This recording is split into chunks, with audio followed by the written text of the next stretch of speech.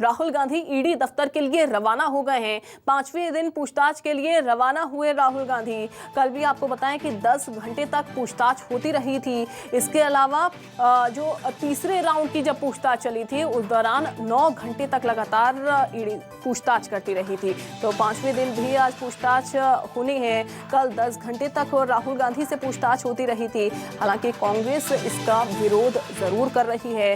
कांग्रेस ने जंतर मंतर पर धरना दिया था। कांग्रेस के तमाम दिग्गज नेता उस दौरान शामिल हुए थे। कल की तस्वीरें हमने आपको दिखाई। लेकिन आज आपको बताएं कि छत्तीसगढ़ के तमाम कांग्रेस के जो विधायक हैं वो दिल्ली तलब किए गए हैं। राहुल गांधी के समर्थन में वो ईडी के सामने प्रदर्शन करने वाले हैं। और अब राहुल गांधी चूंकि ईडी दफ्तर के लिए रवाना हो गए हैं, ये तस्वीरें आप देख सकते हैं। उसके बाद धरना प्रदर्शन का जो दौर है वो भी शुरू होगा। तो कांग्रेस विधायक दिल्ली के लिए रवाना हो गए हैं। पीसीसी चीफ मोहन मरकाम ने विधायकों को दिल्ली तलब किया है। उनको दिल्ली बुलाया गया है। राहुल गांधी के समर्थन में ईडी के सामने प्रदर्शन करेंगे। तो राहुल गांधी माफ कीजिए, ईडी दफ्तर के लिए रवाना हो गए। वहीं दूसरी तरफ प्रदर्शनों का जो दौर है वो आज जारी रहने वाला है। प्रदर्शन की जो तस्वीरें हैं वो भी हम आपको दिखाएंगे। विधायकों के दिल्ली दौरे पर बीजेपी का वार, सीएम और विधायक गांधी परिवार के परिक्रमा लगा रहे हैं। वहीं सांसद सुनील सोनी के बयान पर कांग्रेस ने पलटवार कर दिया। बीजेपी लोकतंत्र विरोधी है, ये धनंजय ठाकुर की तरफ से कहा गया है। सरकारी एजेंसियों का गलत इस्तेमाल कर रही है।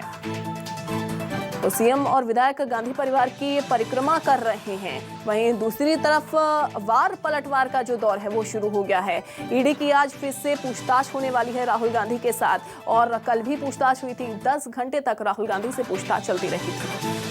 कांग्रेस के मंत्री, मुख्यमंत्री तो पहुंच गए, पूरा मंत्रिमंडल और विधायक भी जा रहे हैं। और छत्तीसगढ़ कांग्रेस विहीन एक सत्ता देखने को मिलेगी, जहां पर न मंत्री है, न मुख्यमंत्री है, न विधायक है।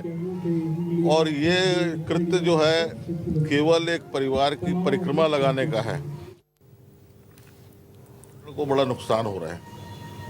और जिस बात को लेकर जनता ने इनको चुना कि यहाँ पे छत्तीसगढ़ का विकास करेंगे, अच्छा काम करेंगे, लेकिन ये परिक्रमा लगाने से बाज नहीं आ रहे हैं। देखिए, भारतीय जनता पार्टी लोकतंत्र विरोधी है।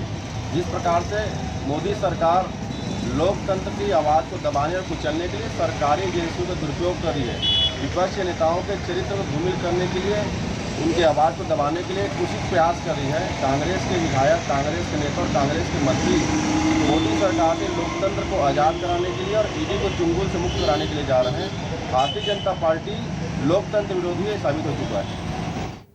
और शिवम मिश्रा हमारे साथ जुड़ गए हैं। शिवम, कांग्रेस के विधायकों को दिल्ली तो तलब कर लिया गया, लेकिन अब इस पर वार पलटवार का दौर शुरू हो गया है। बीजेपी यहां पर लोकतंत्र विरोधी बताया जा रहा है बीजेपी को। वहीं दूसरी तरफ गलत फायदा एजेंसियों का उठा रही है बीजेपी। इस तरीके के आरोप कांग्रेस की तरफ से लगाए जा रहे हैं।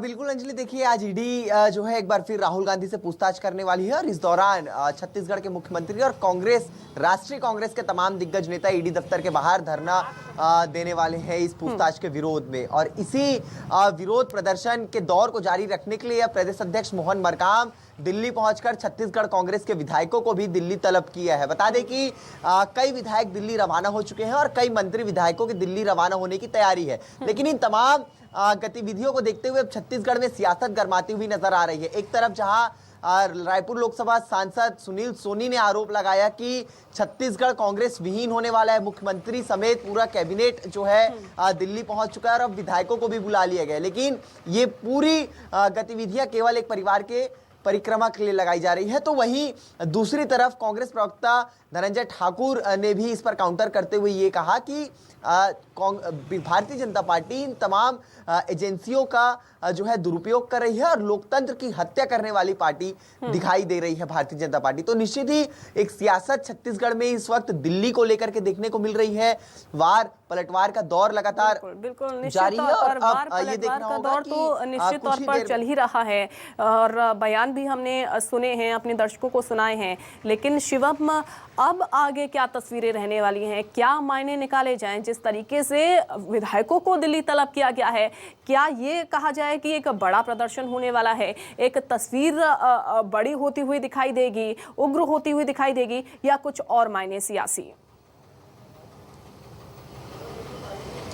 बिल्कुल, देखिए अंजलि, मायने तो साफ यहाँ पर नजर आ रहे हैं। एक राष्ट्रीय स्तर के नेता, राष्ट्रीय पार्टी के नेता राहुल गांधी के साथ ईडी पूछताछ कर रही है, तो निश्चित ही कांग्रेस जो है पूरी अपनी ताकत यहाँ पर झोंकती हुई नजर आ रही है। और कांग्रेस के नेताओं में, कांग्रेस के कार्यकर्ताओं में एक आक्रोश भी देखने को मिल रहा है इस ईडी की पूछताछ को लेकर के। और कांग्रेस जिस तरीके से इस वक्त दिल्ली पर अपना जमावड़ा लगाई हुई है, चाहे वो छत्तीसगढ़ के नेता हो, चाहे राजस्थान के नेता हो, या फिर राष्ट्रीय स्तर के खुद कांग्रेस संगठन के नेता हो, तो निश्चित ही ये आंदोलन, एक धरना प्रदर्शन एक बड़ा रूप लेने वाला है आने वाले समय पे, क्योंकि राहुल गांधी से लगातार कई दौर की पूछताछ हो चुकी है और आज भी पूछताछ होनी है। तो निश्चित ही ये मायने निकाले जा रहे हैं कि आने वाले समय पे कांग्रेस का जो विरोध प्रदर्शन है केंद्र सरकार के खिलाफ, केंद्र सरकार के केंद्रीय एजेंसियों के खिलाफ, तो ये निश्चित ही आने वाले समय में और भी उग्र होने वाला है। जी बिल्कुल बिल्कुल शिवम, और ये कहना भी गलत नहीं होगा कि कांग्रेस एक संदेश देने का भी काम कर रही है कि कांग्रेस एकजुट है, चाहे अलग अलग राज्यों में कांग्रेस भले ही